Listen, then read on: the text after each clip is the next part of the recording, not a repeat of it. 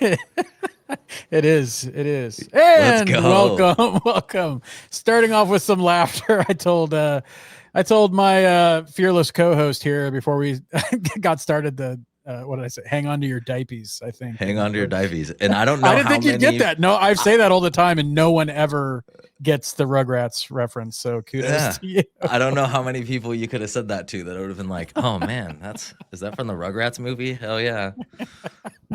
Well, welcome to the MLO project, and we're talking about Rugrats today. And all of you can hang on to your diapers because this one is, no pun intended, going to be explosive. Right? So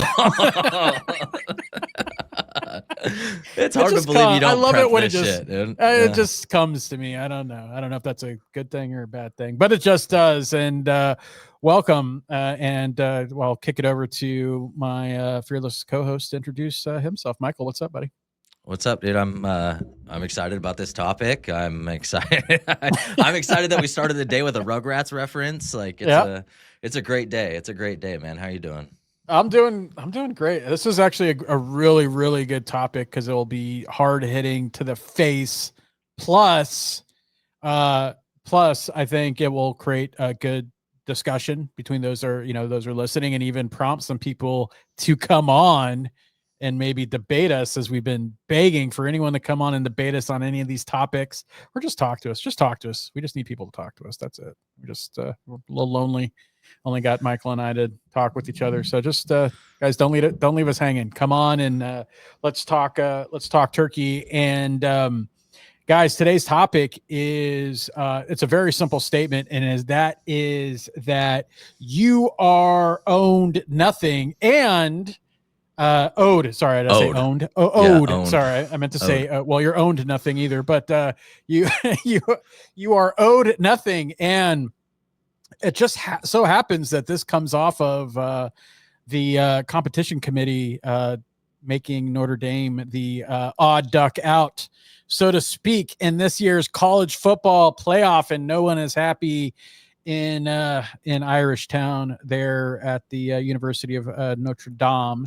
Yeah, And fill me in on that because honestly, I haven't been paying attention to college football in a while. Is that oh because my they let god, two group of five schools in now? Is that why like well, it's they just don't it's get a the spot or? Yeah, well, it's the rules, right? It's the rule, and I'll be honest with you. Like, actually, like, so from a marketing standpoint, right? This is actually a good segues, but like from a marketing standpoint, it just proves the power of the brand, right? Like, let's just be honest. Like Notre Dame, this isn't like the 60s and 70s anymore, where you were like guaranteed to be in like the national title race like every year, right? Like that isn't today's Notre Dame. Now, they're still a great school, they're still a great program. However, their brand carries them through where in a lot of other teams it just doesn't, like, they don't get that extra push because they're not Notre Dame, right? Bama gets the same thing because it's a great brand, right? It's a powerful brand and there's history to back it up. It's not like, hey, we just decided to become a brand. And there's validity and clout that backs up these brands. But what had happened is and look, I think the committee made the right call. I think it was messy on the way up to it, and I think that's the real problem about everything.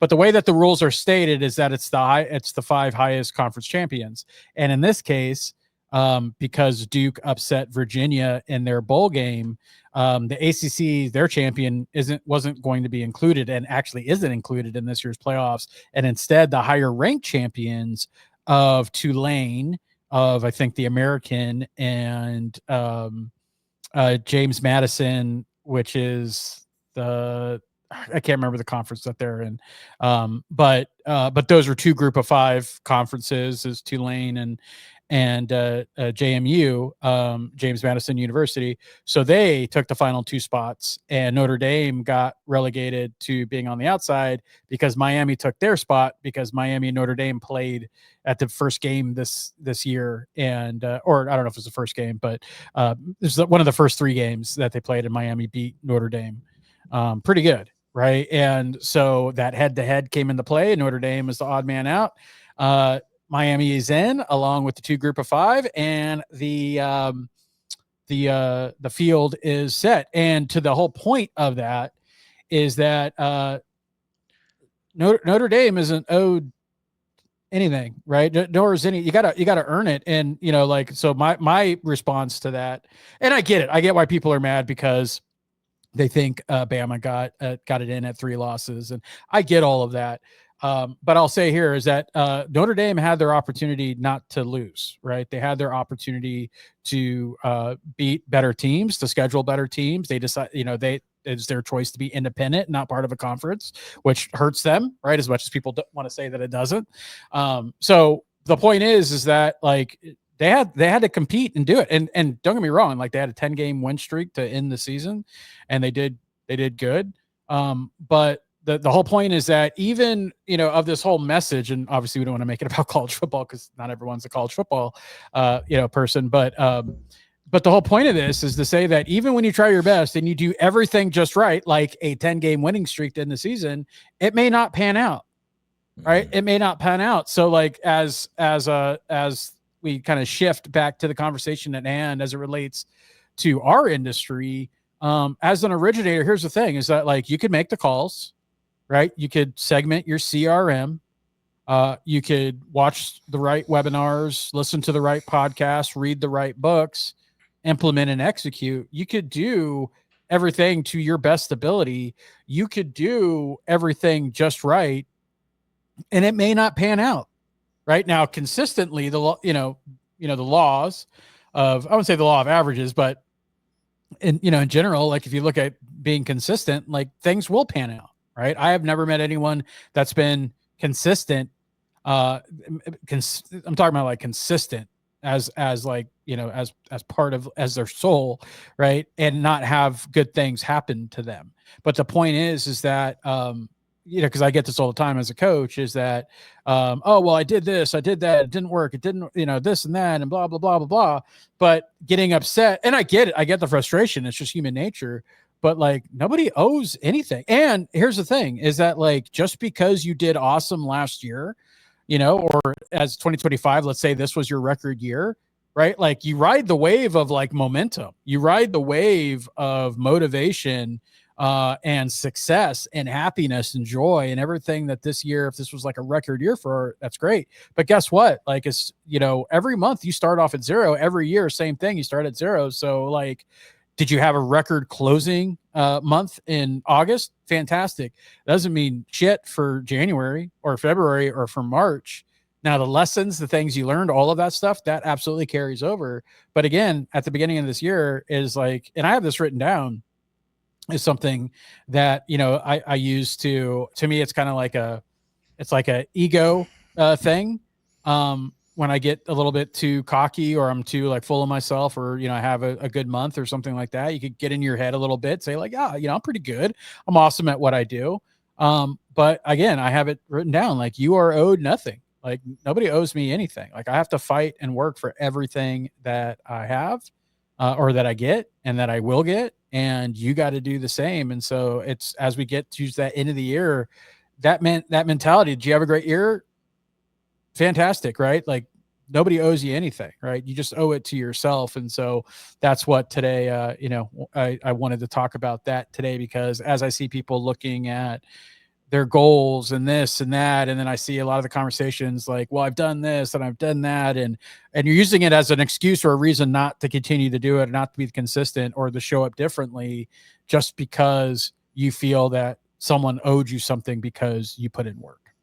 Yeah, I mean, I know there's two very clear, like, themes to me in this podcast, and number one is the idea that, like, your past does not determine any level of entitlement to future success, right? Which is the primary one that we're talking about. You touched on another one as well, that I want to jump into, but before I do that, I know multiple, like, it's like a theme in my family. I feel like I know multiple people that are close to me that, like, growing up, I haven't heard it in a while now. Like, the older I get, the less I hear it from other people. But when I was growing up, I remember talking to adults that would just, like, there was this attitude of, like, worked hard in my youth, and so I'm done with that, right? Like Yep. I grinded it out from 18 years old to 30, Yep. and so I'm not like, it's just not not me anymore. Or even, again, worse than that, there's one side of it that's like, oh, I did that, and so I can't do that anymore. I'm too tired. And then worse than that is what you're talking about, which is that feeling of entitlement of like, no, I deserve this because I grinded it out from this time to this time. And yeah, I don't know, like that really popped into my head. A couple voices in particular that I can hear, like almost like lecturing me on that when I was a kid, of where it was like, me as a kid, and I was, granted, like, nobody wants to hear from a kid, like, why don't you work harder, which is not exactly the way that I said it, but, I could I have a feel it probably sounds like the way that you would say it, to be honest. I mean, pretty close, I'm sure. I'm sure, like, I wasn't exactly the most tactful. I still am not the most tactful. And so nobody wants to hear that shit. I know, but at the same time, I just remember, like, again, conversations with adults where I'm trying to learn, I'm trying to grow, I'm trying to, like, figure out what makes people tick and why, again, why, like, my dad in particular, I remember, like, hearing him talk about things that he wanted, things that he wanted, material things that he wanted, vacations, cars, whatever, like a second house, whatever it was. And then getting old enough to know, like, oh, okay, like, if you want that kind of shit, you got to go out and get it. And then, having those conversations with him, and again, just remembering him be like, oh yeah, but I from the time that I was 18 to the time that I was 40, I was just working my ass off, and I just, like, I don't have it in me anymore, and I shouldn't have to, that sort of thing. So anyways, that was a long tangent to say, like, that's one side of this, and just kind of like sprinkling in some conversation tracks that maybe somebody listening to this is like, oh yeah, I have heard that before, or even worse, like, I have felt that way before, I have thought that before. But the other side of this is that you touched on, that I immediately was drawn to, was this idea that even if you do everything right, like, to me, what you're saying is, like, you got to earn it every day, which is facts, right? But then there's the other side of this that's like, you can only control what you can control, and even if you do everything right, going back to the college football reference, like, I'm a Boise State fan, or was a Boise State fan growing up. Like, I'm here in Boise, right? And so once we got our first Fiesta Bowl, it was like, in 2007, every single year, it was like, we knew we had to go undefeated to get back into a bowl game. There was no chance. If we lost one game, we were screwed. There was no chance. And then even if you did go undefeated, there's no guarantee that you're getting into that bowl game. But like, you definitely had to earn it every day. There was no legacy that you could lean on. But then again, you go back to this other side of it that's like, hey, even if you do all that stuff right, even if you do show up exactly like you intended to, and you crush it every single day, to some degree, like, you can only control what you can control, and it's not always gonna like fall in your favor. I was talking to you earlier about the biblical stories, like the biblical references to this. I'm wrapping up the Old Testament right now. I've never read the Bible cover to cover. I'm not a religious person, but I believe there's a ton of wisdom packed into this book that has been around for thousands and thousands of years. And there's there is a lot of that in the Old Testament, of like understanding that, like, your obligation is to do the right thing all the time. And even if you do the right thing all the time, that doesn't mean that bad people are going to get smited and you're going to get exactly what you ask for, but it's still your freaking obligation to do that every day. So yeah, two very, very interesting and powerful points, I feel like, that we're touching on in this episode. You brought up something that was interesting, and I'm kind of glad you did, because it was because it's definitely a talk track that I've heard, and that was about, like, hey, I worked so hard in my, and I get the thought of it, right, and I get where that comes from, because I've definitely felt that way too. Now I looked at it in a different way, more as is that when people, I was a very young dad, and so I worked in my 20s with the rest of my, like, people I came up with are, doing what 20-year-olds do and whatnot. But I also had an idea of, like, when I wanted for my golden years, as opposed to where I've seen other people like, man, I'm not like, I don't want to be 45 and, having to struggle delivering pizzas or something like that. I thought, cause I was looking at other people around me when I was growing up, and I'm like, that's not, the life that I wanted. And, struggling and not really having a career, you know what I mean? And so, so I definitely, was thinking like, well, I want to work all of this, work real hard, so I don't have to. But I still plan on working, right? But now that I'm in my later years and I look at it and I see where people are using that, like, I do all of this stuff and I'm doing the right things and whatnot, and I get it, right? I get where that comes from. But to your point is like, well, I shouldn't have to do that. Like, well, I think what gets crossed up, and this goes into politics and everything else, is that when people are thinking about like things that are whether fair, right, or there's justice or this, whatever it happens to be, right, they're looking for an equilibrium, right? But in life, equilibrium is all perspective. And the reason why I say that is because ultimately that we are all, when we ever talk about that, the assumption, even though we don't say it out loud, or even think about it, because I don't think we do, because I honestly, I thought of the stuff that we say doesn't act like we think about it. But everything comes from an argument like that there's an equilibrium and that life is fair. Like there's a perfect balance for life to be where everyone is happy, everyone agrees, and that's just a fable, right? Like that's just fantasy land, right? You mentioned the Bible, right? You could find the same type of adversity, the same type of struggles, conflict back then that are alive and well today, right? So like time doesn't seem to heal everything. Time doesn't change everything, right? Yep. And so when you're so life definitely was not fair back then or equal. And so when we look at all of these things of do this and vote for that and do all these other things, people act like that there's an achievable baseline of fairness being an equilibrium to everyone's perspective and opinion. And that just isn't the case. Right. And so when you look at the things of like, oh, well, they had this or they had this opportunity or this or that, I've known, and the thing is that like there may not be like a huge pool to pull from, but to me there's a large enough subset to pull from, is to say I know too many people with what I would consider life-ending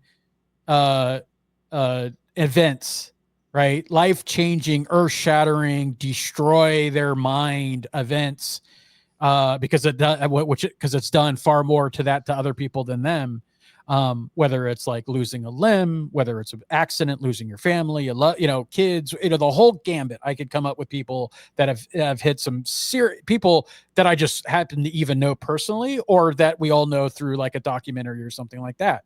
And I'm talking adversity that people that ended up changing, that took it on, did what they did, and achieve greatness, or achieve greatness for other people, or inspire, or did all of these things, right? For that, there's been too many people with that, right? And so my whole point in saying that is that like, if they thought that like, oh, well, I lost my leg or my family was killed in a car accident or all that stuff, that life should be easier for me now, right? Like I should be owed, like I just sacrificed, maybe they were on a business trip, and while they're on their business trip, something happened to, their spouse or something like that. Like I was doing everything that they say I should do, yet all these tragedies and bad things happen to me. They could have easily, and completely valid for them to like close up shop, just go inward, and that be the end of it, right? But there's too many people that break through those obstacles and those challenges and those walls, right? And to me, it's all mindset, right? It's again saying like, I'm not owed anything, right? Like life took a lot more than it's given, right? If we're not talking about, we're talking about, whether it's like luck or breaks or something like that. Obviously, life in general is a blessing, but if you treated it like just because I did these things or I sacrificed or I went through a hard spell that I'm owed something. There is no fairness or justice or equilibrium to life. It's what you decide to make of it. And so there's when no I hear great arbiter that's hearing these, right? Like, that's hearing this case and going, you know what, you're right. You're right. You had this shitty hand, you know, here, let me move these obstacles for you. At the end of the day, like, unfortunately, like, life just doesn't give a shit. Yeah. And so that's why when you brought that up, I was just like, that's exactly the mindset that, because if I really like introspect, I said, all right, let me, whoever that happens to be, it's like, you know what? I banged it out in my 20s and 30s and I'm okay. All right, great. Now let's really look back at every one of those days. What did you do with every one of those days? Did you try to better your circumstance? Did you try, or did you just get up, rinse, repeat, grab your lunchbox, went to the factory, banged it out, came home, was tired and whatever, right? Like that was the life that you decided to do, right? Like that's it. Now, if I look back, like, well, just because you did those things and you're obviously comfortable doing those things, you got what that comfort and what that life provided you, right? So again, you're not owed anything above that. You can, like, you chose a life of working hard that there is no reprieve from that life, right? Like that's the path that you chose. Then that's exactly, you know, I have friends, like we have Ashley talks about her dad all the time, who's obviously up there in age and he's a lineman still, right? Like, I mean, he makes a really good living, but like he's up on those poles and power lines, right? Like he's a lineman. And so like, that there's no reprieve, you know, and that's like the conversation. There's no reprieve from that life. That's the life you chose. Now he makes great living, but the point is that like there was no office cushy job for, you know, that piece of it. It's like, this is what you do for that profession. And so you're not, just because you chose that doesn't mean that you're owed a better life just because you chose to did that. And even if you did it well, right, you have to decide that you're going to make your own destiny. You're going to make your own stars, and whatever it is in life that you want or you think you deserve, that you better damn well go out and work for it. I mean, just to that point, wrap it up. Like, wrap us up.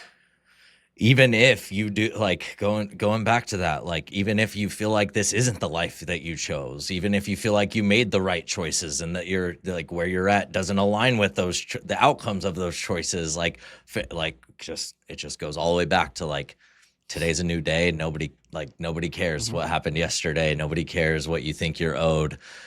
Whether it's because you did all the right things or it's because you didn't do all the right things, it doesn't matter. At the end of the day, like, today's a new day. Like the scales are rebalanced, and you got to go out and get yours today. So, great topic. I think this. I hope it lands as well as it as good as it feels to talk about it and reflect on it.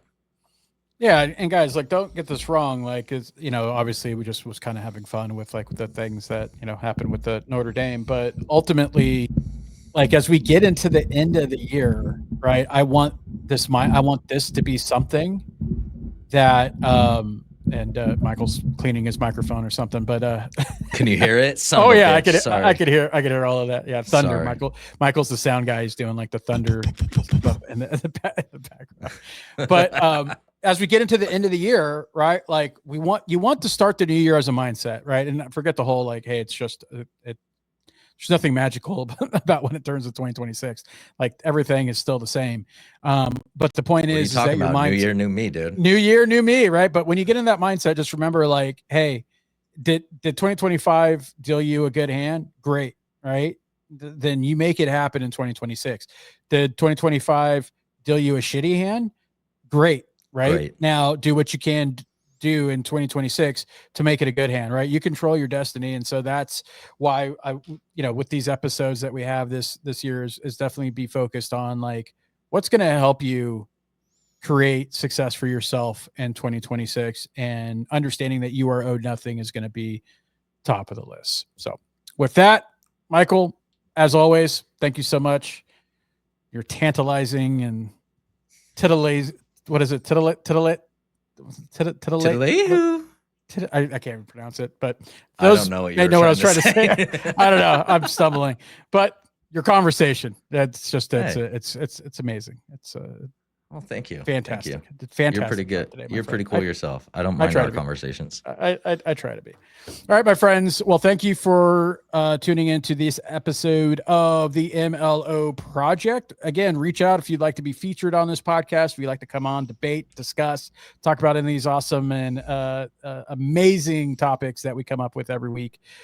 We really enjoy doing what we're doing. And remember that this podcast is brought to you by MLO Hub, HL4, and Empower LO. We got the three-headed monster, all about putting you in the best position to success. All the links are in the show notes. And until the next episode, we will see you at the top. Take care.